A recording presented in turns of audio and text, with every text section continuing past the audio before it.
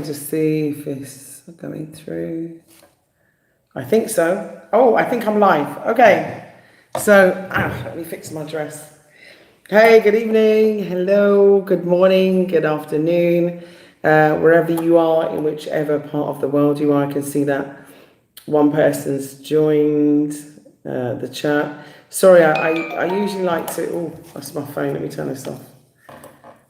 I usually like to give notifications to let you know that I'm coming on, but I don't like to do it too early in advance. There we go. So, hi everybody, and greetings. So, I'm so glad that you could make it from the United States of America. Love you, Mike. Hi, Leslie. How are you? Very proud of you and what you've achieved. Wow, your comments are coming real fast. So what I'm going to do is, they're trying to keep us here. Yeah, I'm going to talk about that actually. In fact, this month, in fact, where has it gone? I was reading an article about the African continental free trade area, which became an international binding agreement on May 30th, 2019. Now, one year in, and of course, there's been all this stuff with all these pandemics and stuff like this. So I'm sure it's hampered, the progress of many of this. But what I wanted to think is that, do we actually need to start? Oh, thank you for coming from Washington. So, but do we need to start actually from a United States of Africa? That's the question that I wanted to ask, because basically, without unity, where are we? Without unity, who are we even? The Berlin Conference carved up the UK. I hope you can hear me. Can you give me an indication that you can hear me before I start going into talking? Can you hear me? So, can you hear me? Yes. Oh, thank you. Okay. So, basically, I'm going to have a bit of an open mic session with you today, because I'm getting a lot of questions. So I thought, why not give you the opportunity to ask me, live? So I thought we'd do that today. Yeah. But I wanted to ask you, do you think that first there should be a United States of Africa? The reason why I say this is, you can hear me from Birmingham. Okay, thank you. Okay, thank you. You can hear me in the UK. Great. Right. Do you think, I'm going to ask Adrian to join me in on this. So, do you think that there should be a United States of Africa first, before we even start thinking about a trade agreement or anything else? That's already been done, so clearly. But don't you think that we kind of put the cart before the horse, and that we should have actually had a United States of Africa first, and we should try that? Because when you start from a unilateral position, it's then easier, to then have any kind of contract or agreement, or unilateral agreement or bilateral agreement, or any kind of agreement, actually. So I'm going to go for the names. I'm going to call your names at the end of the video, and thank you. Okay. So I'm going to open it up to questions very shortly. So what I would like you to do for me is to prepare your questions for me. Okay. So United Kingdom, the reason why I say United States is because it's neither female nor male. Yeah. Because everyone always says kingdom, even if it's a woman who's actually ruling. And I feel that the undoing of the female energy is part of the annihilation of the black family. They've already kind of destroyed the black woman, and now they're definitely disseminating and trying to break down the power of the black man. Here comes my black man. Here comes my black man. Here comes Adrian. And so, you know, more power to my husband and to all my black brothers out there. More power, more power, more power. Especially you brothers that are taking care of your sisters. United Nation of Africa. We like that. United Nations of Africa. Now, the thing is, the nations would be a good idea. I like that. United States, United Nations. We are Africans and kings and queens. Yeah, one Africa. So this is what I'm saying is that, can you imagine this? I want you to go with me on this, yeah? I want you to imagine. Imagine if this was, and I'm going to say states as opposed to nations for now, because there is an organization called United Nations. And I'll get into that later. But for now, I'm just going to say states, because you can relate that to another country in the same way of America having a United States, and America's, you know, this big country.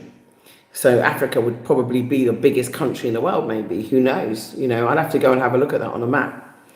So I think that all Caribbean countries, including Jamaica, Haiti, everybody else, should also be recognized as a part of Africa.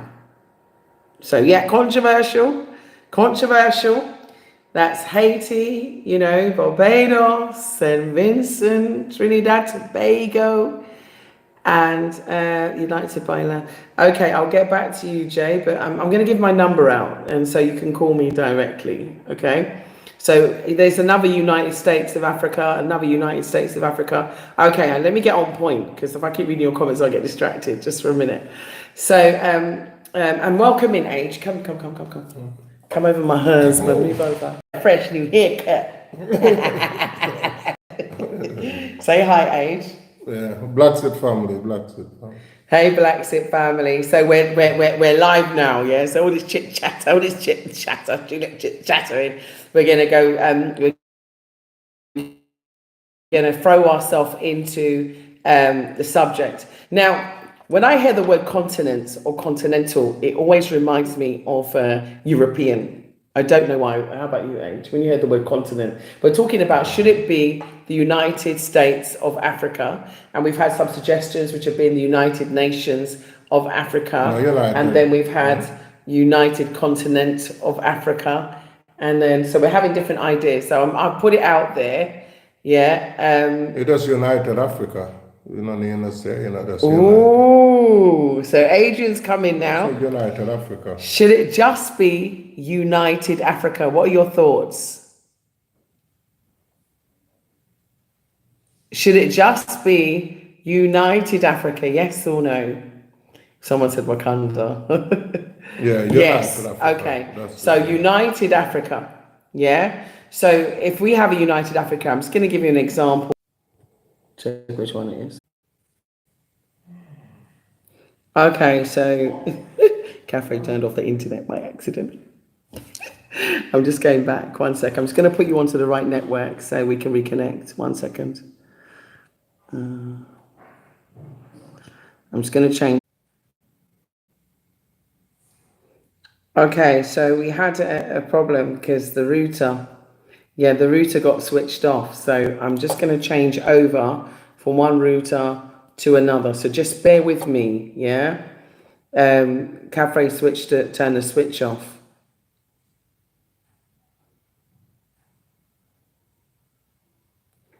Yeah, no, when we say united, someone said America has got 3 different states. I realise that the same way it's United Kingdom. But in United Kingdom, you still have Wales, you still have Scotland.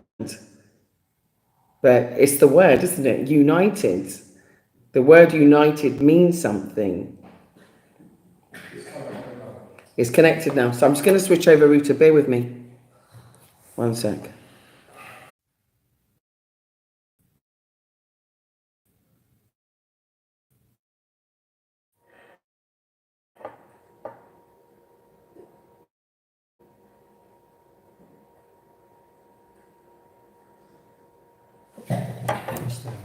So, yeah, we got a brand new internet system, and I didn't realize that I was on the router, the wrong router. Anyway, Cafe switched off the router, the new system that works perfectly well, and I didn't realize, so it got switched off. So I apologize. For anyone who's trying to reach me, I've just been seeing a lot of messages. So let me just give you my number. My direct line is, if you're calling from outside, you add a plus sign, and then you do what is it? Plus 220-240-5273. So plus 220-240-5273.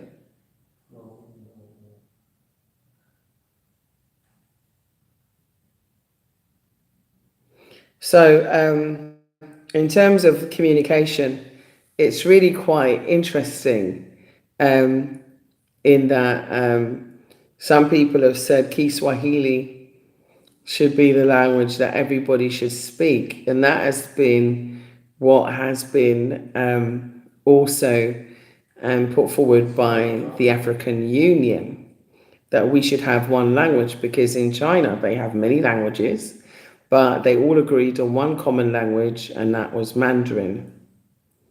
So listen, let me get back on track anyway, sort of thing.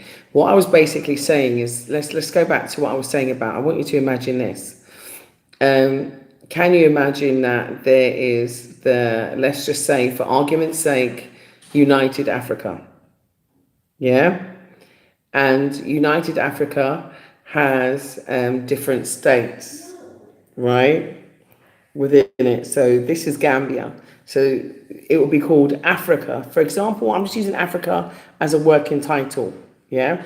So Africa is the working title, just for now. It could be Kush. You want to change it to Ethiopia. You want to change it to whatever you want, Abyssinia, whatever you want to call it. Yeah, because there's so many different names that Africa has had throughout time. And so we can put a K in it, basically. So I want you to imagine that this would be Africa, and it would be the state of the Gambia. And then it would be the country of Nigeria. And it would be, the country of Africa. Let me get it right. And then it will be the state of Nigeria. So it will be the country of Africa and the state of Kenya. So everyone will say, what country do you come from? You say Africa. Yeah. And if they say, for example, where was you born? It would be the state of Ghana. Yeah. But everyone would have one African passport. So everyone wouldn't have all these passports from different countries. So it would literally be borderless. So you wouldn't have all this immigration issues, particularly us as Africans going from one place to the other. Yeah. So you wouldn't be having those issues. And also it would also help with trade. Now, yes, you would still have security, obviously, in the same way that you would be going round about the place. Yeah. But someone has said to me, okay, I'm seeing lots of different questions, and I want to answer a few of them. So what I'm saying is that, imagine that. So then you would have one Africa. Do you understand what I'm saying, Age? Yeah. So Adrian's come away from United States of Africa to a united Africa. Yeah. So United States, one president, one currency. So what's your take on this, Age? Come closer, because no one can see you. You're halfway out. Yeah. Okay. Greetings, Bakri. How are you? Greetings, everyone. Hope everyone is doing well in this. Greetings, Blacks and family. Hope everyone is doing well in this corona lockdown. I know it's stressful and depressing for people out there, but I got a feeling it will be over soon. So just be safe out there. Be vigilant out there. But after this corona, I guess your eyes open now that in order for us black people to have a good space, we got to move out of the West or come home. Some of us that could afford to come home, don't waste no time. Others might not be in that position, but work towards it, you know, because that's what we've done while we're here today. We give ourselves a 5-year plan and we work towards coming here. So yeah, we need all in the West to come back for us to build a one Africa, you know, for us to build a united Africa. That's what we need. We need the strength of our brothers and sisters in the West. You know, so when you all come home, we put our ideas together with people here on the continent, and we will make it work. What is You your know? take on coming back to Africa and then working for international organisation? Asking because not everybody will be able to come back and start a business. Well, you have African businesses, too, don't you, Age? No, just to answer that, the more of us come here together, the more we use our collective resources, we'll be able to develop. Because remember, any other nation coming here, they're using collective resources. So now having the government in the West not going to back us. So we got to come back. Black people make money in the West. You know, if we come back and we put our money together, and we work on our finances properly, we'll be able to develop. We're coming back with a different idea. You know, we're not going to come back here with the same idea as what we had in the West. We come back to build our home. That's what it is. When you work all the life, you come back to build your home, you want it built properly. And this is why I was saying, we got to come home. Some people, as someone asks about rental, everything is available in Africa. And it's cheaper, much cheaper. And it's cheaper. But I would just advise people to, you don't have to go into too much expensive rent, because your aim is to build your house. You know, your aim is to get your land. And because it's a tropical country, you don't have to worry. You can start by building even 2 rooms, extend on it as you go along, because many people do that. So the money that they would pay on rent, they will use it and build up a little 2-room on the house, and they get on with it. Someone's asked, how would we tie in the One Africa passport to the Caribbean? Well, the Caribbean and Africa, we're all descendants. Yeah, we are descendants, and the Caribbean is still more or less owned by the colonial masters, you know.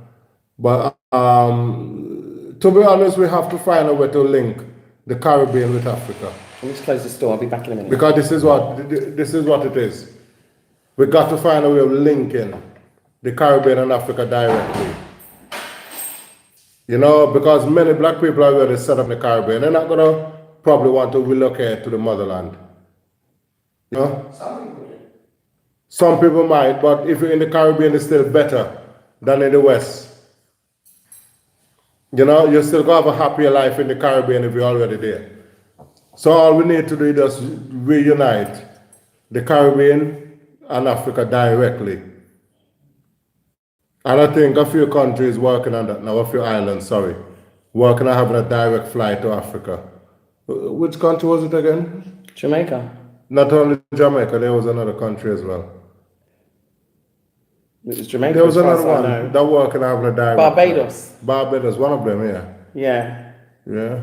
So I mean, I know we're kind of getting distracted, and I think that there should be like one passport, and even if you're in the Caribbean, you should be able to apply for that passport. And I think that there should be,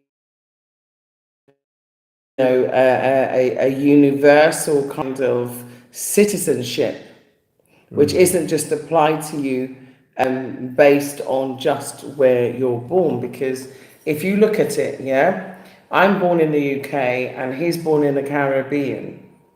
Yeah. However, we live here in Africa. So our lives here, which will probably be longer than we spent in that country, even though we were born here, what would we do? So there's so many questions. I think we need to, it was Barbados. Survival check, You could buy a home for 20,000, but I would suggest if you have that money and you have time on your hand, come and build your own house. You Yeah, know, I'm going to vote. because you'll be able to build something with that money. Yeah. Yeah. My question. Yeah. So, United States of Africa or United Africa, one passport, yeah, and one nation. So, like for example, one super army. And when I say army, people say, Juliet, why are you talking about war? No, I'm not talking about war. I'm talking about defense. Yeah, I'm talking about defense. I'm talking about protectorate. Let me get it right. A protectorate. Yeah, which I think is so important. And no, I've not had any invites to any events on the 25th of May. Thank you. I have seen marketing though, but no, I haven't been invited. I've been snobbed. But anyway, not to worry.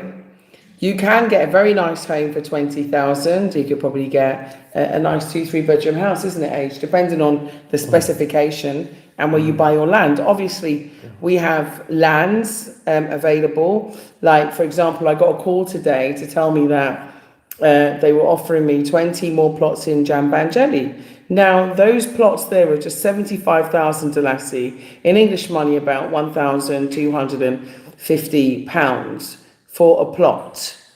You know, for a plot of land where you can put your home on 20 by 20, you can put a decent sized house on that. Our plot of land is only 20 by 30.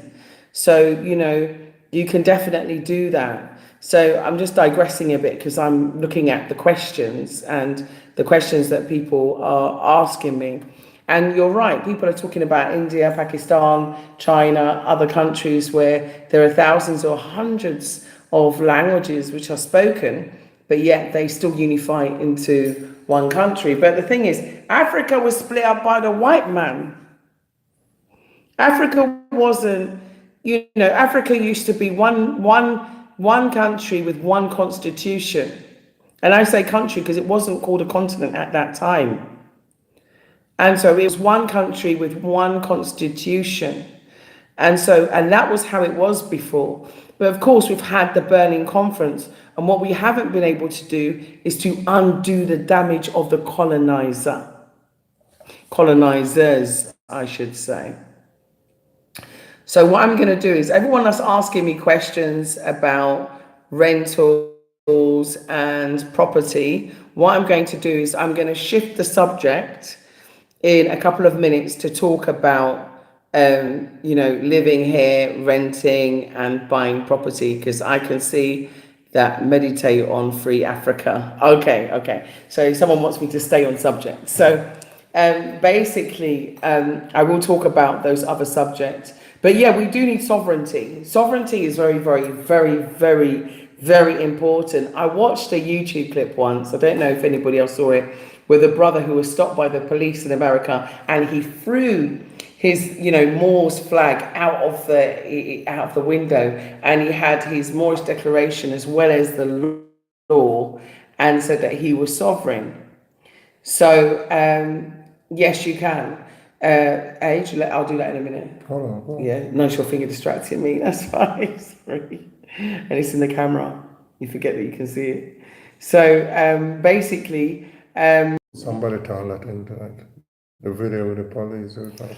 Yeah, so the video. No, I didn't change over to the other internet. Do that. Okay, do it now then for me, please. We're just changing over to the other internet. Don't do it near the camera. Do it on the other side. We're just going to change over. Okay, so we've just changed over to our powerful internet. Apologies about that. I was on a little router, but now I changed over onto the proper internet. Remember, those countries were colonized too. If we choose to unify, colonizers cannot stop.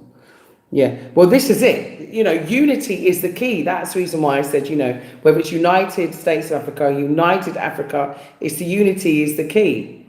Unity is the key. And I believe that if we come back If we come back with the right mindset, or saying that, with the right mindset, the right attitude, and the right contribution to be made to society, and we come in a way in which we can work together, then we can do this. We can do this.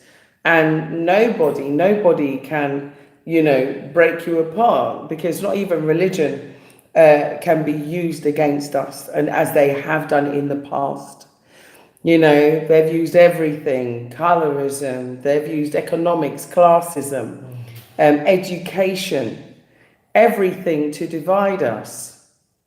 But I think that if we get rid of the borders, and I'm talking as Juliet, President for Africa, I'm joking, right? But I'm serious. I just want to have a discussion about it, because it's, we've had this remarkable trade agreement which has been going on for 1 year now. And, it is the biggest trade agreement in the world between countries. And now we've had this COVID thing, which I think is kind of, we should Brian Rioch says that we should get rid of borders entirely. So, So who agrees that we should get rid of the borders entirely, that the borders should be, exactly. Who says that we should be getting rid of the borders and then having a free trade agreement, an agreed immigration policy? Because the problems that we have is that our immigration policies and the laws are still based on colonial laws and colonial systems. So, for example, Rwanda repealed their colonial laws. So because Rwanda appealed their colonial laws, they're able to go and create their own laws. So they don't have, for example, European right in their constitution. So someone put up African central banking, hi from Japan. So someone else has said that we should have borders just like what they have in Europe. But in America, when you travel from state to state, do you have borders? Let me address this one. Okay. Yeah, even though they have the borders in Europe as we're talking, the passport is one. So they could travel to the borders with just the one passport, and that's the European passport. So basically what we're saying here in Africa is that we Africans should be able to move freely throughout Africa as those in Europe do. And just to address this thing about Chinese and Indians, they are doing business here. If we come back, we are the ones that are going to have to come back and put them out of business. We have to come back from the diaspora. Some of us out there are multimillionaires. We got to come back and put them out of business, because we can't complain about them all day long. You understand? Because if we keep complaining about them, they're not going to go away. We have to put action together. Come here, build factories, work, do it, because black people have it now. Black people in America, they have money now. Black people in Europe, they got money. But what we don't have is that mindset. It's our mindset that we need to change, because we're quite happy sitting comfortable in another man's country that don't want us there, when we could come here and make something of Africa. Africa made all these other countries. Africa made America, Europe, everywhere is Africa. So we got to forget about Chinese, don't even talk about them. Just come back here and let us build Africa for the Africa we want. Africa is growing. As you can see, a lot of African leaders is changing, they're waking up. Africa is growing, So we just got to come back together in force. Work with our brothers and sisters here. They're dying to work with us. They want to work with us. It's true. Forget about all the negativity you hear. The African brothers and sisters here, they want to see a fresh breed of black people to come. We just need to take back control of Africa. Because that's all the Chinese and the Indians or whatever they're doing. They see there's a loophole and they come in and they fill that loophole. Yeah. And they feel like loophole and taking business, doing this, doing that. But it's our fault. We only got ourselves to blame. We can't do it here. You know? It's true. We can't do it here. Let's come together. True. Yeah, sorry everyone. You know, we don't need to talk about them. Who are these people? You know? So together we are strong. So you all come home. You know, how many black professionals in the West? And I talk about professionals. United Countries of Africa. Come on. The sun is for us. The sun will recharge our energy. You know? Come, let's work together. You know, we don't need to talk about no Chinese and no Indian. We don't need to talk about them. Let's talk about ourselves. I was going to get a power bank. I'll be back in a minute. Let's create our own story. Let this be the biggest reunion ever. You know, they take us away, but we're coming back, and we must come back. You know? So my brothers and sisters, please have a plan, have a game plan. You all see what happening now that they close the borders in the West. You know, you see what happening. I mean, I've heard stories where they're saying, black people going to hospital, they refuse treatment, and I mean, I don't want to get into all that, but we need to come back here. Come home, my people. Come home. We could do it. We could make it. Nobody got to do this for us. Because if we don't come back, they're going to constantly rape Africa. Until we decide to stop the raping of our own motherland. You know? Sorry, they're just... Yeah. So, yeah, we are the one that have to do it still. We have a job to do. You know, and we must complete this job. You know? The West made it clear. I mean, look at that young man. That was just running. And it just slaughtered him. Aubrey. Is this the life that we want to live? Come on to Africa. At least you have the sun you can run in. You'll be fine. No, not you here. You have fresh food, look. Fresh mango, look. Look. I don't have to go to the supermarket. I don't need to go to the supermarket. I live here in my house. I live off the grid. I don't have no bills. No mortgage, no bills. I can do it. You can do it too. Yes. Left the matrix. But you just have to have that mindset. You know, that's a mindset that we have to have, that we can do it. Someone asked about the currency. So if you had United Countries of Africa, United States of Africa, whichever one we'd agree to use, let's say United Africa for now, yeah?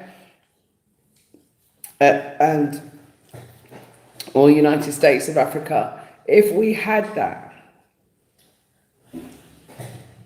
how would it work monetarily? Would there be one currency? Well, gradually. Excuse me, sorry. Gradually, as you say in Europe, there wasn't one currency until now they sort of brought in the euro. But as you say, England still have the pound. But listen, the baby steps we have to take now. You know, we're talking about hundreds of years of oppression on Africa. So Africa gonna have to take baby steps. So if we start by at least getting the one passport, the money will come. Because what gonna bring us the money is when we take back control of our own natural resources. Because when you look at it, a lot of white people own prime lands in Africa. Definitely. Prime lands. So when we take these back, then we could stabilize our currency. So it just steps, baby steps you're going to take. Taking back that age, I'm sorry, but I got to let rip. I heard, and I hope I heard wrong. I heard that in Zimbabwe, I heard that they compensated white farmers and gave them back the land. Now, I think there must be a hole in that man's head where his brain's supposed to be, because there is no way they would do that for us. There is no way on this earth. How many years we've been fighting for reparations? How can they just go there and they get it straight away? And they are a foreigner in that land. How? What is wrong with us? What is wrong with us? And where are Zimbabweans? Yes, what are they doing about it? What are you doing about it? How could you allow that to happen? Some of the prime lands are owned by the whites in Africa. Yeah, in some places in Africa. When we went for our honeymoon in Mugabe would turn in his grave. Mau- I think Mugabe is turning in his grave. in Mauritius, a lot of those lands were owned by white people. Yeah. Most of the tourist sites that we go and visit were owned by white people. Even check sands, the seven sands. I see somebody talking about religion. Sometimes we try not to address religion on these platforms. We want to be unified. As I'm saying, we don't want to start arguments where we're going around in circles, you know. But if we set aside religion, I deal with black first, you know, black first. Let's build ourselves back first. You know, every other little things will get sorted out. You know, because religion, you know, those topics, they never end well. No, I mean, Yeah. Phil Scott, he did good. Phil Scott said Yeah. something about that. What- Phil Scott said something about that. Sorry to jump on you, Age. Sorry, yeah. But Phil Scott, I'm going to give credit to Phil Scott. I have to also give credit to Eat, Sleep, Migrate. Eat, Love, Migrate. I keep saying sleep, sorry. Eat, Love, Migrate. ES, yeah. You know, it's because I like to sleep, sorry, and I like to eat. So it's Eat, Love, Migrate, ES. And also to Woda Maya, and also to Dynast Amir, also to Dr. Mumbi, also to every single black blogger out there that is now covering this subject, because, you know, what I love about this is that we seem to be coming together and talking about the same issues. Now, the reason why I come round on this and why I mentioned about this is because, right, Marcus Garvey said, religion should never divide us. Religion should never, ever be something that we should fight against ourselves about. Never. Your personal belief is your personal belief. But what we need, he said, is unity. And that unity overrides all division. All division. And that unity is based on the fact that we are all Africans, because Africa is born in us. It's not where you're born. Africa is born in us. My skin, look at me. I'm an African. Look at him. He's an African. We are Africans. I might speak with a British accent. He might speak with a Montserratian accent, because that's where he was born. I was born in the UK, in the cold UKK, in the grey and horrible, dismal, racist country. And look at me. So I am African. And I got one thing to say. It's Eat, Love, Migrate. Yes, I knew it was. Yeah. So, you know, big the sister up. You know, big up Woda Maya each and every time, because he started me on this journey, and I got so much respect for him and what he's doing. You understand? And for all those other vloggers out there that are doing the same thing, we got to unite as one. Yeah. You know? So, you know, religion. I don't want no one to argue about religion, because there are so many millions we got big things of to religions deal with. on the face of this planet. We cannot allow religion or anything else to divide us. We've got to understand we have one common enemy, and it's not religion. It's people who don't look like us, who don't like us, who hate us. And they're doing anything to take us out, whether it's vaccines, whether it's tests, whether it's neglect when you go to the hospital, whether it's racism, whether it's discrimination in a housing policy, discrimination in whether you can get a mortgage or not, discrimination in whether you can even get a hardship loan or even be able to get some form of benefits if you're disabled in America, you know, or in the UK or wherever. Discrimination on every aspect and every element of your life. That's what you face. You face that racism and humiliation and suppression and oppression. Right now, how many people on this thread are living in an open prison? How many of us are really living in an open prison? You can't even fly out. You can't move. How many of us can move?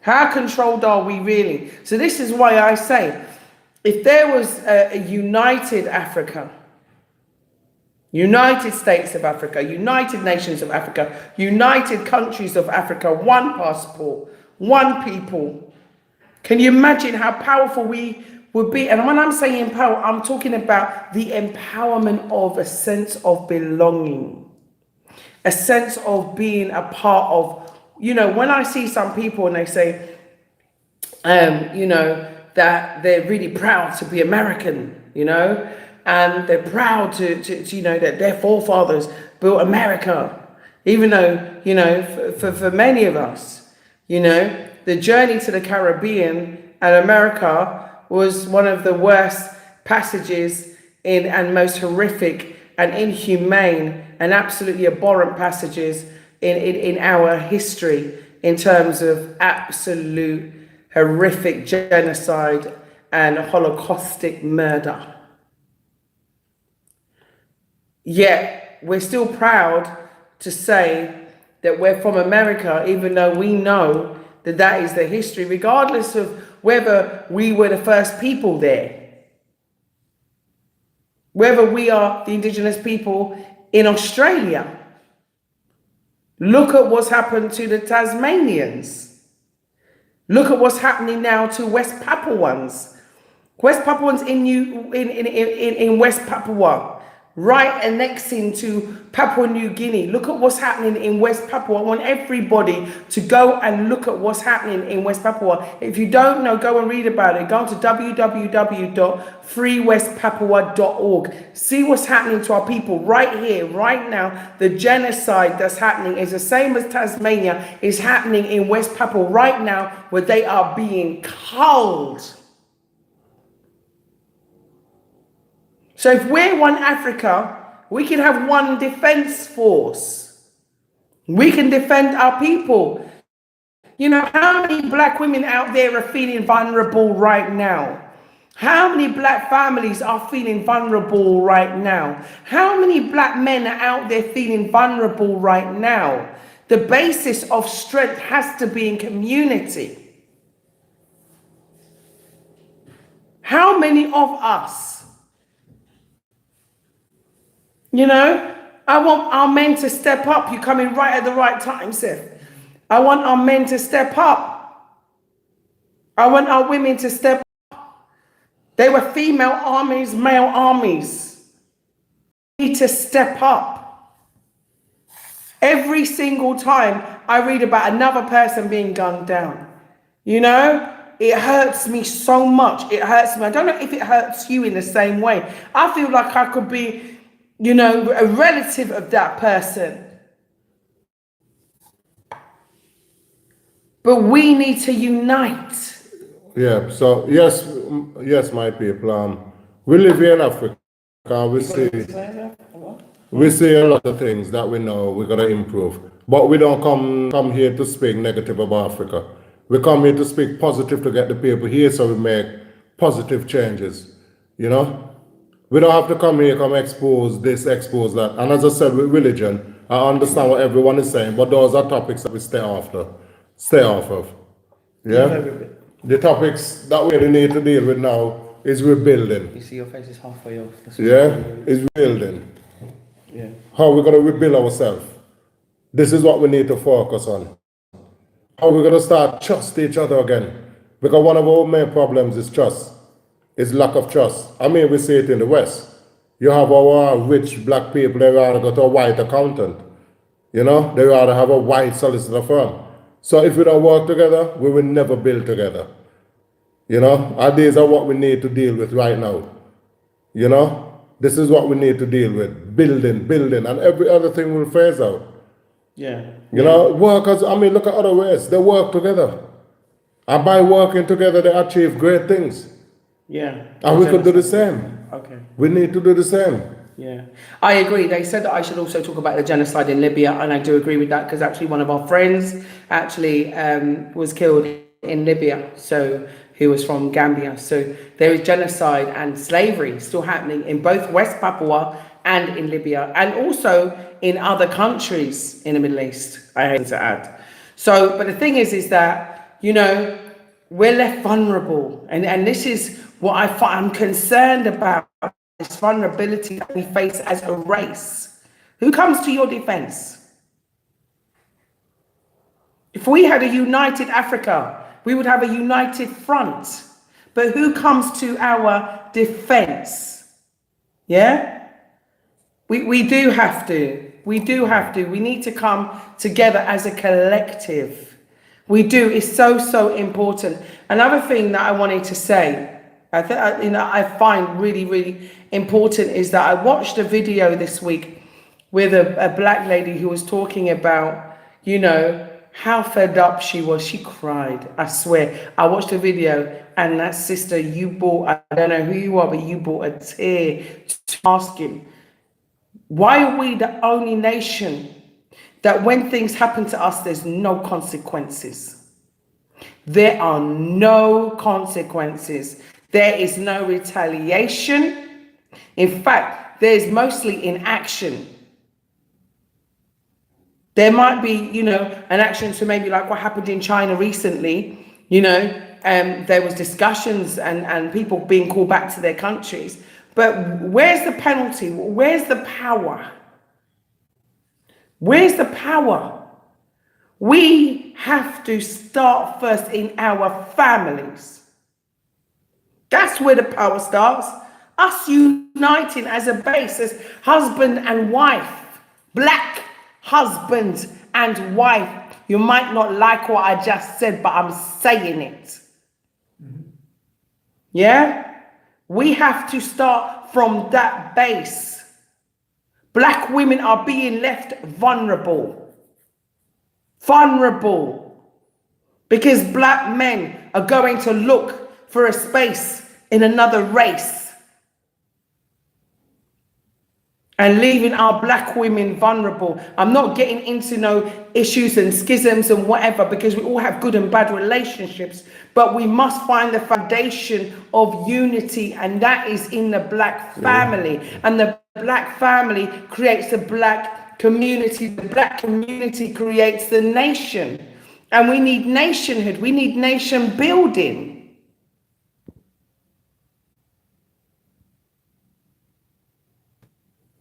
I'm not mad about different races. I'm mad about the fact that some of us, our black race, is vulnerable. That's what I'm angry about. I'm angry about when black men are getting shot down in the street for running. For running. Black men getting shot down. Children playing in a park getting shot down. Men going into a shop, getting strangled to death by police. That's what I'm talking about. I'm talking about black women in their house, looking after her nephew, having a bullet go through her window and kill her. I'm talking about a black man sitting in his front room, having a policewoman go in and kill them. I'm talking about all this so-called fear they've got around black people. What for? Why have they got fear around us when we leave ourselves so vulnerable? Where is our protection? Where is our survival? How can we build a community when we can't protect our own families? The only way is to get out of there. I keep saying the only way to eradicate racism is to leave it behind and go live with your own kind. People can say I am this and I am that, but it is the truth. Yeah? People sleeping in their bed shot down. Old women opening the door, shot. Putting it into a wheelchair like Sherry Gross, in the UK. How many more people? How many more of us are going to die? Why? We need to come home, get out, find a way, drive away. Drive from England to here. We're organizing that. Yeah, my people, they've been breaking us down for years. They never leave us free. They're always trying to put divide between us. It's like they lock us in a prison for over 400 years. You understand? So that's what I was saying. We got to take small steps in rebuilding, trust in each other.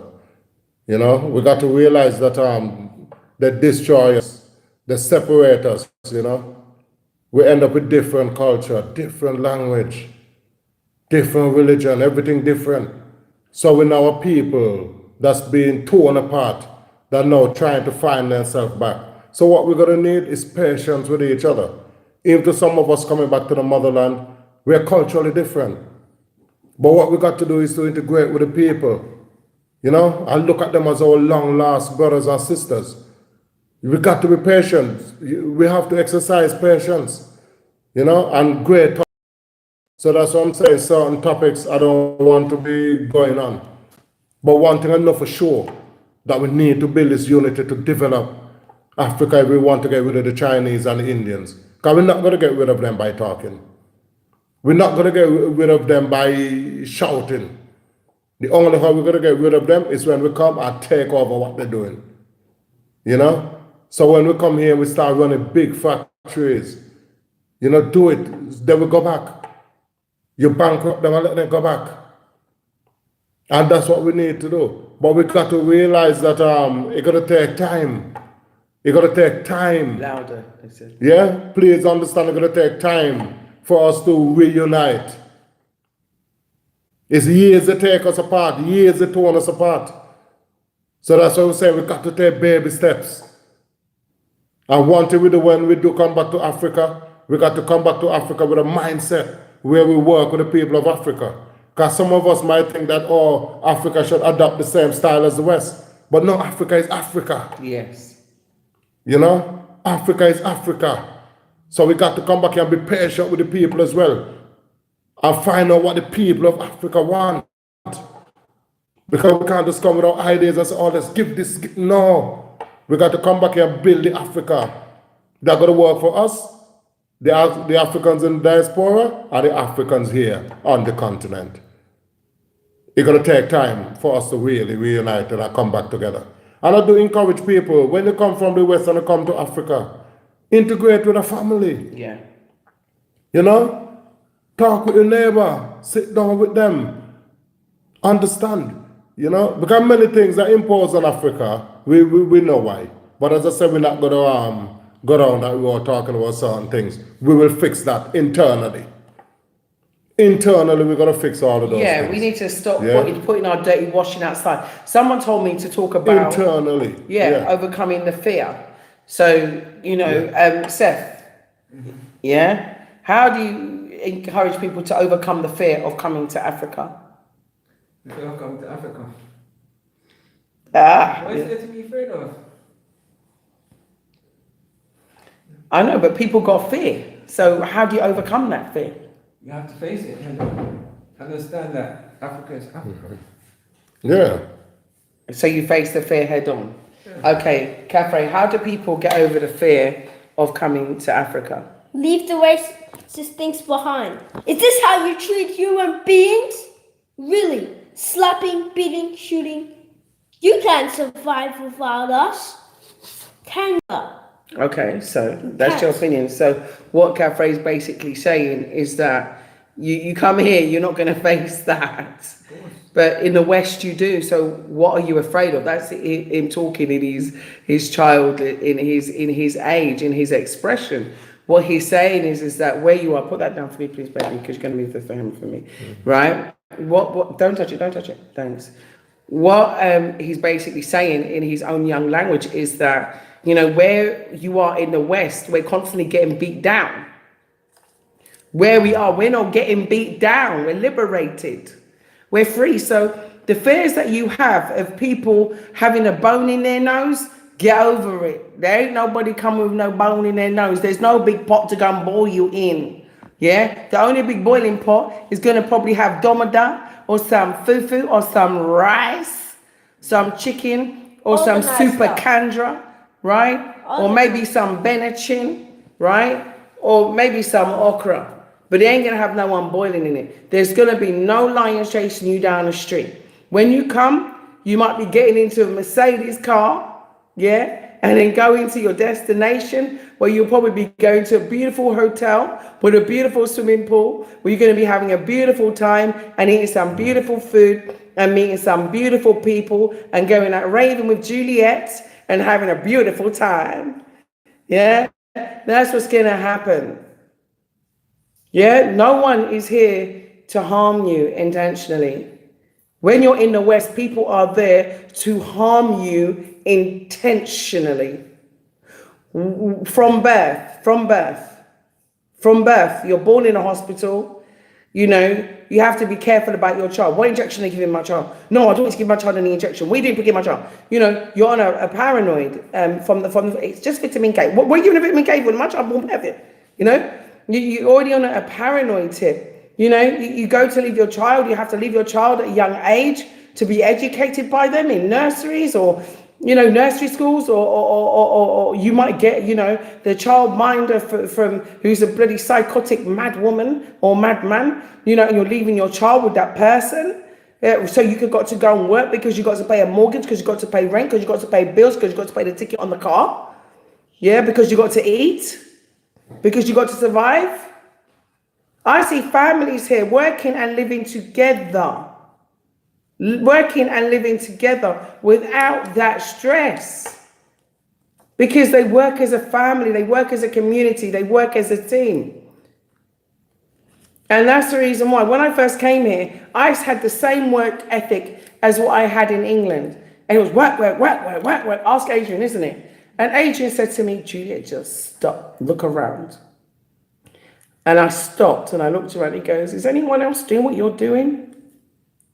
And I said, no. And it made me stop and think. And after that, I changed my ethic, because I realized that it's almost like we've been whipped and trained as slaves.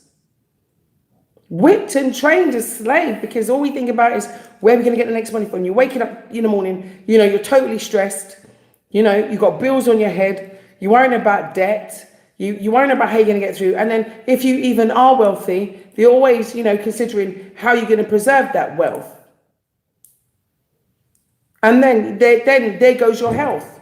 And that's another headache, you know. And so there are so many, you know, different concerns that you have living in the West. You're worried about your general day-to-day safety. Walking down a road, you're worried about your safety. Can you imagine? Sometimes me and Seth just go out to go and sit down and look at the stars at night. We don't even see a soul. We can walk down into town. We're lucky if we pass a cow. You know, it's beautiful. We don't have that concern. We don't have that worry. And so, you know, it's a whole different way of thinking, you know. I used to be concerned. Every time I used to pass police in England, I used to get palpitations, you know, wondering if they were going to pull me over. You know, a policeman knocked on my door one day and started banging down my window. This is in England. And, you know, I didn't want to answer it because it was late and Adrian had done a late shift and he was sleeping and Cafe was a baby and he was quite young. Do you remember Age? And so I had Cafe with me, and so I didn't want to open the door because these people had different, you know, uniforms on, and I didn't realize that it changed from region to region. So I went to the window and I said, what do you want?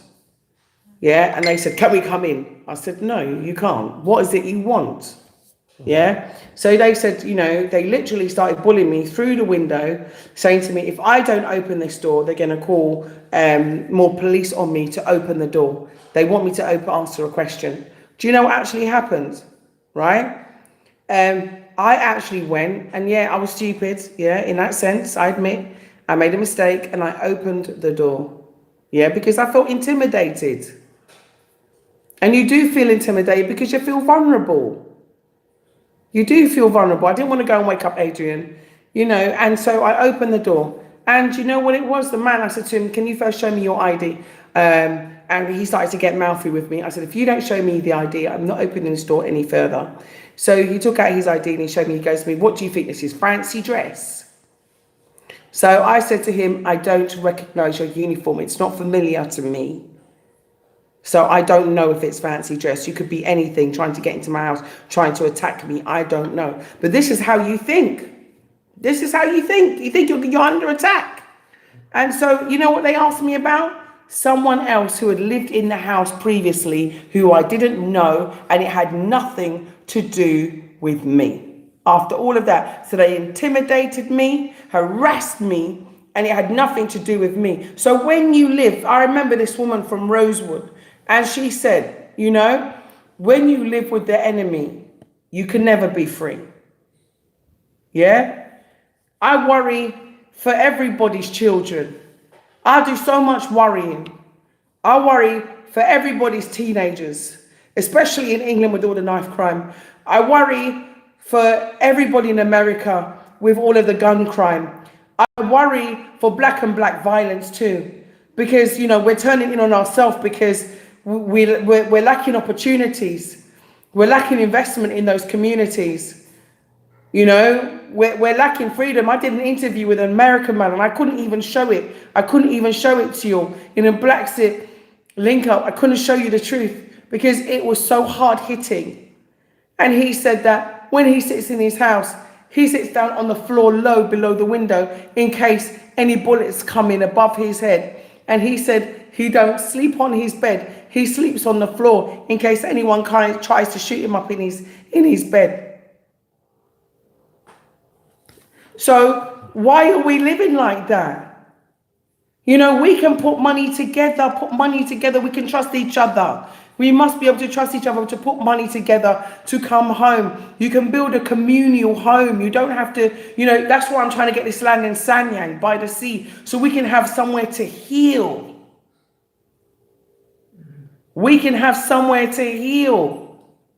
You know, there's no fear of anything in Africa. There's no snakes all over the place. There's none of that. There's not flies all over my face and we've not got big bellies. We're full of food. Africa is abundant. Food's dropping off the trees. You know, it's crazy. They fell us a lie. They've been lying. They've been lying. They've been lying. They've been lying. That's all I can say.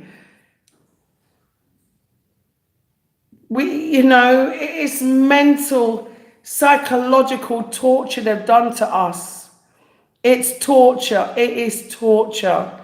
And we have suffered long enough. We've suffered long enough. People say to me, oh, but what about the poor people in Africa, you know, that can't survive, that can't live, that are dying of starvation? Well, I've been living here and coming back since 2011. I ain't seen no one die of no starvation. You know, not yet. Because you know what? If you haven't got, you can knock on your neighbour's door and they'll give. Go on, Seth. If I'm honest, yeah. Talk louder because you're talking to the They camera. are happy. Yes. That's one thing I do notice. Talk louder because I can't hear you. You're not talking to me, you're talking to the camera. Sorry. Say it again, louder. I notice they are happy. Yeah? That's not louder, sir. Louder, project your voice. I notice they are happy. Yeah. Yeah, you may say we're happy, but are we truly happy in the West? Was you truly happy in the West? No, it wasn't. Mm-hmm. No, it wasn't. Mm-hmm. I had materialistic things. Mm-hmm. I had materialistic things, but I wasn't happy. Those things didn't make me happy. You know what I mean? And it didn't matter how beautiful the shoes were. It didn't matter how nice the car was. You know, it didn't matter what all the trinkets I had. It didn't matter how good I looked going to a club. It didn't matter how thin I was. It didn't matter, you know, how nice my hair was. It didn't matter. I wasn't happy. And the thing is, it's affecting our relationships. You know, there are so many single women. And, you know, you find African men here. You got find African sisters here. You know, we can find love. Love is the foundation, you know. Love is the foundation. But we got to love ourselves first. I see sisters out there bleaching. I see, you know, so much stuff. And I've got to say, ow. You know, ow. It hurts. Because... It really does hurt. It hurts because, you know, we must be proud of ourselves first and foremost. We have to. We have to. Everything about us is our beautiful African origin, our hair, our skin, our eyes, everything about us, our culture. Yeah. So I just want to address something quickly. Go ahead, Yeah, jump I in. see many people, I was reading some of the comments, and some people were saying, oh, everyone can't move. But we don't expect everyone to move at the same time. As I said, this is a gradual process. This is a process where you have to get your mindset right first. So even some of you, if you can afford, when these borders open, just come and have a look for yourself. Just come here, buy yourself a ticket. I know many friends, black brothers and sisters are quick to buy a ticket to go to different parts of Europe and different places, but when you tell them about Africa, they turn their face up. But you have to come to Africa to realize the joy that we feel here in Africa. We got to take the mindset, these crazy things that they tell us about Africa, we got to get rid of that. Come to the motherland. There's everything in the motherland that's in the West. So what I want our people to do is to make Africa a part of your agenda. Yes. You understand? Make Africa something that you will visit before you passed on. Yeah, put it on your bucket list. Do that for yourself. No, put that. Do that out of the respect of your ancestors. That have suffered and suffered and suffered when they were taken away from this land. Let's make that journey. Let's come back home. Let's make that journey for our ancestors. And you will see it's a different. Africa is not what people think. When they come here, you will feel like a stress relief. Sorry. Yeah. You will feel different, You will feel proud of yourself. But let's do that for our ancestors. And as I'm saying, my mission is for us to build the Africa that's going to benefit us in the diaspora and benefit the Africans here on the continent. And when we start working together, black people, when we start working together, when we start to get that unity of working together, you will soon start see all these other ways business start go down in Africa. Because it's they're dependent on to run their business. All of these Chinese, whatever in Africa, is they're dependent on. So if we open up our own businesses, do you think that they're going to prosper? They will not prosper. And our ancestors want us to do this. It's an honor to be here in Africa. It is an honor. Yeah? Our ancestors suffered in the West to give us some of the freedom that we have in the West today. How many of our ancestors died fighting for our freedom? Look at the civil rights in America. How many thousands, millions of black people died just to give you a voice there in America? And with that voice, you make yourself money, you owe it back to come back to Africa and see what's going on here. Hey, Zena. And that would be very good for you, for yourself, for your children. Because many people think that African history started slavery. But African history was there long before slavery. Come back. Come home. Come on holiday. Take a dip in the African Sea. That's where they take our ancestors. Come back. See some of these places. See how they treated our ancestors when they take us in the West. We suffered a lot. We suffered a lot. And I think we owe it to ourselves to come back here in the motherland, make that journey.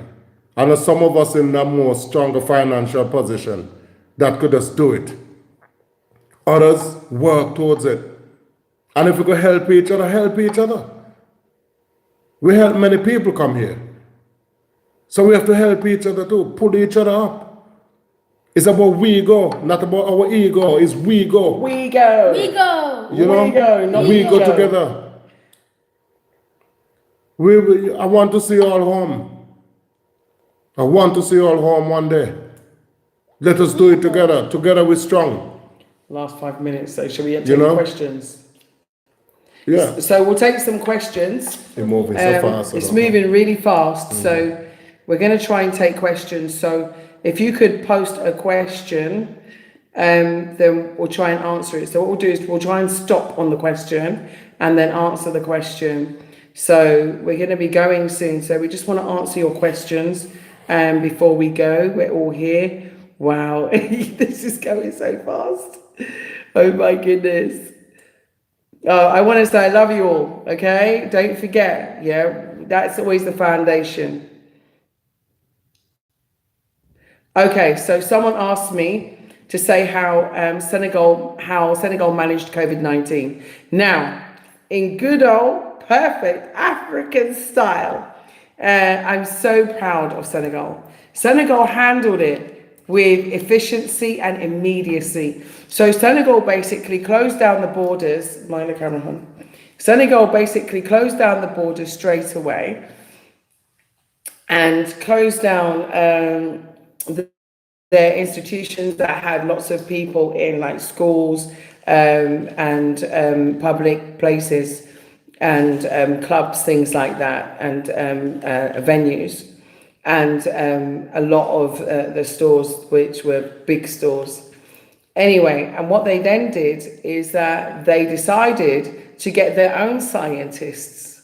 That's right, because we African, yeah, we have scientists, we have our own laboratories, right? We have everything in Africa. And so they got their own scientists to look into COVID themselves. And you know what they found? They found a similarity between COVID and dengue fever. And so what they decided to do was to work on that. And what did they do? Two things happened. A scientist from Senegal then went on to work on a serum. And he successfully found the serum. But they also opened test centers. They did better than most of these European countries. That's why when they're calling certain places the third world, let's look at who's the first world now. Yeah? Because they opened test centers. Exactly. They opened test centers, testing centers. They created their own testing kit, like a pregnancy kit. And then this testing kit, you got your results within 5 minutes. So while in Europe, people were waiting a week, 2 weeks in order to get their diagnosis, people in Senegal was getting their diagnosis in 5 minutes. And if they tested positive, then they had their own medical application. And their medical application was anti-malarial medication, which was effective in treating the strain at that time. So yes, Africa, we have our own scientists. Yes, we have our own laboratories. Yes, we have our own solutions. And yes, we have our own genius. And one thing we mustn't forget is that we nearly created everything in this planet, in this earth. When I'm talking about that, except for outside of Mother Nature. So whether it's the traffic light, whether it's the drip cup, you know, we created it. Yeah, you just have to even go down to Egypt, to Kush, to go and see what's in Kush, isn't it, Age? It's amazing. So I've answered your question, I hope. What's the next question, please? CNN, MSN, BBC don't think that it's newsworthy. But come on, we've got to know that there's one cabal. Yeah? Sorry, Kath. Oh, sorry. Do you want to get a chair? Yeah. Yeah, come on then, let's get you a chair. You can sit right here, join in. Yeah? Basically, I'm going to be very quick so you can jump in. Sorry, everybody. So we're just going to take these last few questions. So basically, the cabal run the media, and they're run by these families, and it's very limited in terms of the actual involvement. And of course, they run the narrative. In fact, yeah, if you look at Reuters, I want you to go and research this, and I don't want you to take my word for it. In fact, don't take my word for anything. Go and research it yourself. Yeah, because I prefer that you go and research anything that I say. Look at Associated Press. Yeah, I want you to go and Google all of the major news agencies And then I want you to go and research who owns them. And then I want you to look at who in fact influences the media. And you will find that there is like a media script which is posted out. So if you go onto Reuters, you go onto Associated Press, you'll find they even have like fake news breakers and so on, which are all like little subdivisions of the same. So they'll like try and say, oh, that is fake news. So they've created these sites which they call like, you know, breakers for fake news or something. But when you look and you look who owns it and you look deeper than that, you see how deep the web goes. And so that's the reason why they won't be putting it on those news, but you will probably find it on alternative news programs. Sometimes you'll find it on Al Jazeera, RT, and those that take, you know, a different stance on certain stories, and also local news. And you can find local news by going online, you know. Most African stations, even here, if you want to watch Gambian news, you have Paradise TV, which is run by Harona Drame. You have QTV. You have GRTS TV. They are all online. So you can watch African news online, or even if you've got a, what do you call it, satellite news or whatever. So, right, let's go back and answer some of these questions quickly before we go. Let's go back up, right. I've seen one. We got 2 minutes. There are many asking about land. But so they said you got to, okay, Kafra, you've been asked a question. Would you, your young one needs his own YouTube channel to inspire the youth. What do you think? Yeah. What would you call it? I would call it Black's Kid. Yeah. Black Kid. No, I'm not sure about that. Black's Child. Black's Child. Okay, I like that. Yeah. So Black Child. Black's Child. Black's Child. So you're going to start your own channel to start inspiring young children about coming to Africa. Yes. So what do you like about Africa? At least I can go live. Can I? Can I go live? Yeah, we'll set that up properly. We'll do some responsible programs for you. Yeah. Okay. So. Okay. So what's the next question, Age? You can do it. Going to Africa is straightforward. Is it a quarantine part? I am not keen on. It's quite straightforward coming here. And as you know, many countries put the rules in for this quarantine business, you know. At the moment we see what's happening. We see what's taking place. You know, so we just got to be patient, you know. It will soon be over when we're going to be traveling freely again without all this quarantine, you know, because we all know it. We all know it, that this could possibly be a pandemic instead of a pandemic, you know. We all know. Scamdemic. But I don't want to get into the conspiracy at the moment. It's not conspiracy. Yeah. It's not, we got to stop using this word. After a while, things gotta be free again. Same pandemic. But we got to move fast. We got to move fast because this lockdown just crept up on us. You know, it's like 1 minute you're here, another minute, boom, everything on standstill. I never see the whole world come on standstill. You know, so many countries put in their own guidelines for the quarantine and all that, but here it's not like quarantine. So I don't think you should really worry about it. Still too come. much. Don't worry about it. Because you just stay in a hotel. I think they just put you in a hotel, isn't it? They put you in that hotel. I think they've got special hotels that they put you in where you're isolated for a bit. But you know, I don't think it's like anything like too heavy. They may say, come for. Well, the question is, who should be our initial contact for purchasing land? Juliet. Moi. So if you want to purchase land and you're serious about it, and you're going to do it, you want to do it, then call me plus 220 240 5273. 5273. So if you are serious, then that should be your initial contact, should always be me. I've actually done some changes in Blacksit, so now I am completely and totally in control of all land transactions. Just myself, and I. And I have a consultant that I brought on from the UK, and also a Gambian that I'm working with right here in Gambia. So we're all working together. Wow. So it's quite an amazing little Somebody's gonna trio. call that number, and that's just it. Okay, listen, you might be calling me and you might not get through all the time. Yeah. Because like when I'm filming, like when I'm live, I do not answer the phone. When I'm filming, I do not answer the phone. When I'm editing, I do not answer the phone. So what you've got to do is catch me at the best times, and that is in the evening. Yeah? So I'm not usually filming after 5.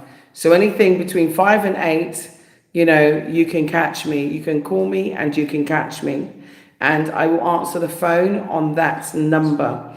Now, if I'm out and about, then obviously you might not be able to reach me. But I am getting back to everybody that has contacted me on WhatsApp. So just please be patient and at least give me a couple of days to get back to you, or a few days, because there's a lot of content that I have to go through. Both email and as well as WhatsApps, and I like to get back to everybody individually myself. So when you get a response back, it is actually Juliet, it's me, it's moi, and so it's me, yeah, Moi. yeah, okay. Moi. Someone want to find out about I'll be there late. So the happy companion, yeah, August. Can I get Yes. visa on arrival? Yeah. Yes. Yeah. Yes. Now, they've recently actually changed the visa depending on where you're coming from. If you go from England, you don't need You don't a visa. need a visa from England. But if you're coming from America, you can. But I think it's 5-year visa they give now. isn't 5 it? years ago. I think it's $200 and it's a 5-year They visa. want to know, is it on arrival? Yeah, you can get a visa on arrival. On arrival, yeah. You can get a visa on arrival. So yeah. So. But if you can come from purchase the land- UK, you don't need a visa. What's that one, Age? Can we purchase land without being there? Yes, yes, of course. In fact, we we bought 3 lands without being there, didn't we? Yeah. Yeah, we bought we bought 3 plots of land while we were in England. We weren't here when we bought our plots of land. So yes, you can survival chic. You can do that. So let's go up to Lenny Redwoods. So it's Naki Gudabi, Naka Gudibi, everybody from Gambia, Naki Gudabi. Good evening to you all. Support your own, get the likes up. Yeah, please, that would be really good. Can we get some more likes? We got 428 people who have gone live now. If you could all give me a like right now, we'll see if we can bring the likes up to 400. So can you do that for me? Can you give me a thumbs up if you can understand me? Oh yeah, you can get land by the ocean. And healthy girl T, give me a call on the number I just gave you, which is +220 240 5273. You can definitely get land by the sea for that price, yeah. And in fact, yours truly might have some, but when it's by the sea, it's not actually on the sea, because there's a rule here. It's called TDA. TDA is a tourist development area, and the tourist development area states that there can be no development unless it's tourist development within 800 meters from the high water mark of the sea. So you've got a choice. You can go in for a TDA, but it has to be a tourist development business, like a guest house or hotel or something like that. But you can talk to me about that in detail when you call me. Okay, so just like any other country, they have employment agencies here. Ruby E, you're asking me about employment, yeah? I say to most people, though, I've got to say to most people when they come in, yes, you can get a job. Yes, the salary is not going to be what you're used to in Europe, because the cost of living here is different. It's a completely different cost. And so your salary is going to be far different from what you're used to. And it'll probably be substantially lower. So many people here, yeah, they find jobs. You can find jobs in schools. They've got schools here just like they do everywhere else in the world. And sometimes they advertise those jobs on their website. Sometimes the job is advertised in a newspaper. Sometimes the jobs are advertised on TV, sometimes online. And so, yeah, you can, get that job. But one of the things that I would like us to do is to come and open our own schools. You know? Well, international schools, yeah. Because basically what we want to do is bring income here.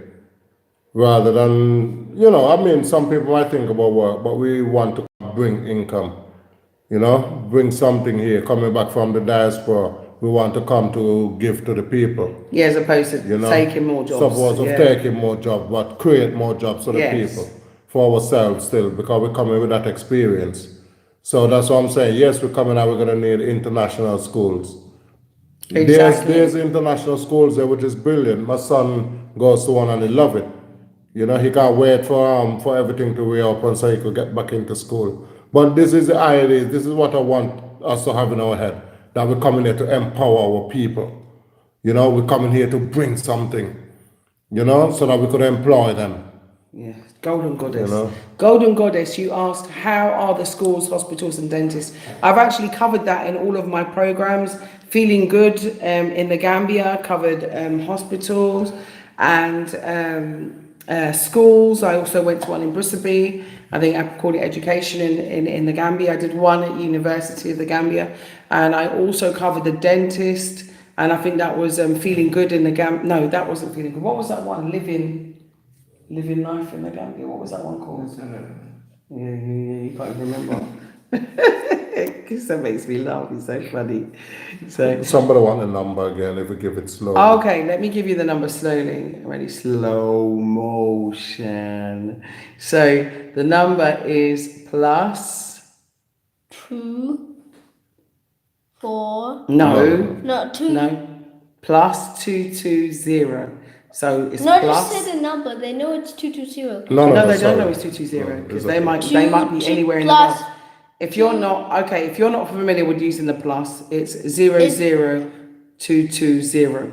Okay, so if you're not familiar with using the plus plus 220. Yeah, that's a Gambian area code. 5273. Or you can contact her on her other phone, which is plus 2. Sorry. Let's do the number Let me do the number one more time. Let Jules do the number. 00220 240 5273. So I'm going to repeat. It's 00220 240 5273. So that's my number. Yeah. So you can contact me. Even, you know what? I'm going to be up for a while. So what's the next question? People in Europe. Oh, go back. People in Europe. Oh, we're on 368 thumbs up. Come on, family. Thumb it, share. Okay, people in European countries, Mirawama Sankara, have the nerve to ask, how are the schools, or is it safe? You are getting the worst education, live in the most violent communities in the world. So what she's saying is why are you asking if it's safe? You live in countries where you have metal detectors and, security who pat down your students going into school, where you have to use your thumb, to get your lunch through biodetectors, and you're getting some of the worst education where they're miseducating our children, and you're asking if the education is good. You've got hospitals where people are dying because black people aren't even being admitted or cared for during this COVID, yet you're asking about, hospital care. Well, we're here in Africa where we're taking care of our own, and that's the reason why COVID numbers are so low and why they're so high in America and the UK. So that's what they're saying. I will WhatsApp you, sister. Yeah, Honeymoona 2010, do that. Patrice Antoine, which are the best banks to set up accounts in locally, and can we do this online without having a local address? Yes, you can. There's Trust Bank, which is one of the oldest established, I think, banks here in the Gambia. I think it's Trust Bank. You have GT Bank. You have Eco Bank. Bank is the ECOWAS Bank. It's a Pan-African bank, which I think is a Nigerian bank. And I think You can set it up definitely online. You just have to send your documents across. And you have FBN bank? And what do you need? You need to have a TIN number, but you can get that here. Your TIN number is the equivalent to your social security number or your national insurance number, but you can get that here. That's not a problem. And then you send over your ID. And what else did they ask me for again? Age, my ID, TIN number, and something else. I think it was just a proof of something. But then you can set up a diaspora. They have even diaspora accounts. Okay, Echo Bank even have diaspora accounts. So yeah, you can. It's really simple. It's not that hard to do. So what's the next question? You have to go back up, I think. Have you guys got the COVID organics machine? Yes. In fact, a shipment was sent to Gambia from Madagascar. So yeah, we do have that medicine here in the Gambia. So what race controls most of business and commerce and business in the Gambia? Gambians. Gambians. Don't get me wrong, you've got Asians here, you've got Lebanese here, you've got Indians here, but Gambians are very, very astute with business. So you'll have maybe a couple large hotels which are, like Lebanese owned or what have you, or Spanish owned, but you'll find that the majority of them are actually Gambian owned, which is really quite refreshing. But you do have other communities, but you'll find that most of them are leased.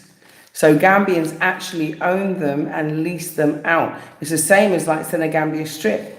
I was surprised to find out, because when I saw, Europeans going and getting their clubs and stuff there, only to find out that actually the person that owned all of the shops was a Gambian and had leased them out. So there's a lot of leasing that goes out here. Even like a lot of the major hotels are actually on lease and they're Gambian owned. And also, like, for example, we have like Ja Oil, Ja Oil and Ja Gas. So J like Ja Rastafari. Yeah. Yes. So Ja Gas and Ja Oil is, we have petrol stations, loads of Ja Oil petrol stations and Ja Gas. And they provide the gas and the petrol, and they're, for example, Gambian owned. In England, you'll be driving around, it'll be BP or what have you, that station, that BP, I used to always constantly ensure that I never bought there because of their involvement in West Papua, so I used to boycott them. So what is a good business to start over there? There are so many. Cecil, sorry. To be honest, Cecil, there's a lot of business you could start, but I do encourage people to come here and get a feel of Africa, and then you will get a feel of what business you would want to bring here. Because you will come here and you probably might see something totally different to what we may tell you now. But there's great business opportunity here. But I'm trying more to encourage people to put their feet on the motherland, and then go from there. Yeah. So I want people to come home, look around, feel the buzz of Africa here, When you come, your head gotta be just going all over the place. Oh, what, I can't do this, I could do. Come home, get the feeling first. Get the feeling. As I say, seeing is believing. Yeah. So there's a lot of roads you could go down. Yeah, so come here, there's a lot of roads you could go down. Property development, so many different things. Well, you know what? Agriculture is huge. Agri-processing, agri-development, aquaponics, lots of manufacturing opportunities here. You've got so much raw produce here. There's so many other areas, educational development. There are lots of new universities popping up here now. IT specialists, call centers. There's just so much. There's so much that you can do here that the list is honestly endless. But I definitely stick with agriculture, agri-processing, and development of business in terms of entrepreneurial stuff. So what's the last question? We've gone over time, Age. Yeah, okay, we've got. Okay. Yeah, I think we've been through all the questions now. Yeah. But there are more coming. Okay, so we're gonna go, and so Blacksit family, Smash we didn't that make like it to button. 400. Come on, Just come 3 on. more likes. Just 3 more likes. Two more. 2 more likes. 2 more likes. Let's see if we can make it to We 400. actually went up to four just now. Is that good for the Gambia? Well, agriculture. 4 or 5. Yay! Thank you. So yeah, someone asked if Yeah, thanks. is that good for the Gambia? Agriculture. Yes, of course. Because Food good for everyone. food is good for everybody, and it's better than Food's importing the rice. best. Sorry, Grow your excuse me. own rice. Adrian's going, Okay. but I want us to grow our own rice. I want us to stop importing, eat our own eggs from our own chickens, eat our own onions, eat our own carrots. You know, we can do this. We can do this, family. Okay? You know, I have been meeting with the Black Farmers Group, and I've got some big plans with them. So we are working together for what's best for Africa, what's best, you know, for where we live. So I just want to say, I think we're all in agreement that, you know, there needs to be one Africa, one people, yeah, one nation, One unity. one unity, one love, one destiny, one future. So I'd like to thank you all for joining me today, and my husband and my brother and my son. And one cool place to live. Yeah, it is, isn't it? Yeah. Listen, so Q I want City to is tell the you, best place. he loves Q City. So, I want to go back there. okay. So I want you to please abandon any fears. I want you to throw them out the window. And I want Somebody you just sent instead. you a WhatsApp message. Okay, hon, I'll look at it, yeah. I want you to abandon all your fears, and I want you to think about Africa as this, yeah? The home you deserve, yeah? The home you deserve. That is what Africa is.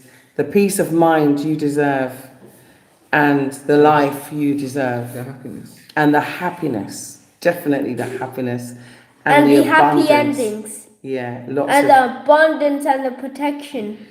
Okay, so there's a place called Pinnock Island, Ginnock Island, for the person who asked me. So there are areas where it is and areas where it isn't in terms of the question about marijuana. So on the whole, no, but there are areas where it is private islands where you can go. So if you go online and you look at Ginnock Island, yeah, or you put in Weed Island, then you will see exactly what I'm talking about. So I've not been myself personally, but I would like to go, and maybe I can make a program there so you can see everything that they create and make from cannabis, which is really interesting, including medical cures.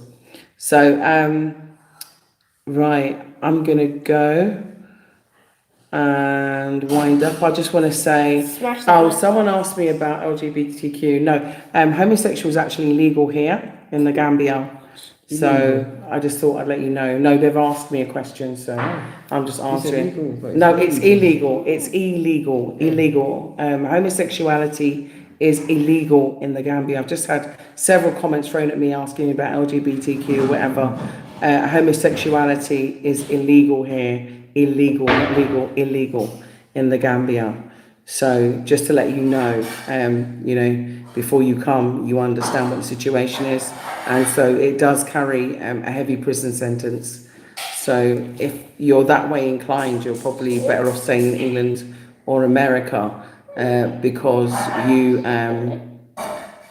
may face a heavy prison sentence. So, yeah. Okay, so yeah, you could be able to do some manufacturing of CBD. I don't see why not. There's so many things you can manufacture here, moringa oil, you've got baobab, so many things. But listen, I'm going to wind up. I'm going to wind up and just to say, thank you. Wrap it up. Yeah, gonna say thank you, And thank you, just thank for you. another solution for mommy's contact, you can use +232 31 669 354. Yeah, that's my other WhatsApp. That's on my other phone. But when I'm offline, it doesn't come on. So sometimes that happens. So that's why I gave you my other number, which is always on. So CBD is awesome, actually, because I used to take it in England, the tablets. So right, just to say, you know, thank you. If you emailed me 2 weeks ago, I'll have to check my spam, because sometimes I don't check my spam and it goes in there. Can you resend it to me today? Yeah, resend me the email that you sent today, please, because if it's gone into my spam, I might not have seen it. And they do sometimes find a lot of things in my spam. And send it to blacksithome@gmail.com. blacksithome@gmail.com. And remember to smash that like button, comment down below, and please tap that. My baby. Tap Thank you. that ding dong. Ding-a-ling, ding-a-ling-a-ling, ding-a-ling-ling-ling-ling-ling. Thank you, everyone. And don't forget to subscribe. Please. If you haven't subscribed, please subscribe. We love you. Peace out, Black family. We love Peace. you. Yeah, remember, one united Africa. United Africa. United Africa. Or I could say. Press the X. Okay, wait. Just Go on one then. thing. We could do West African states. You're welcome. Israelite people coming home, you're welcome. Okay, we're gonna wind up now, so everybody say goodbye. Say goodbye. Goodbye. Bye, Deborah.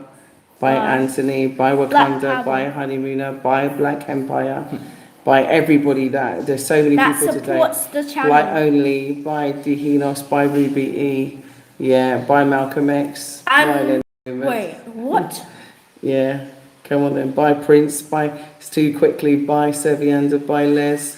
Bye, Wakanda Agent. Bye, Stacey B. Bye, Maru One. Bye, everybody. Bye, everybody. Bye, Golden Goddess. Goodbye. I love that name. Alright, we're gonna wind Bye, up. Pinecone Gatherer. I like that. Okay. Okay, go In on 3, then. 2, Bye, 1. Yana. Done. Yana, call me. Go on then. Done. Bye, Isaac. In 3, 2, 1, done.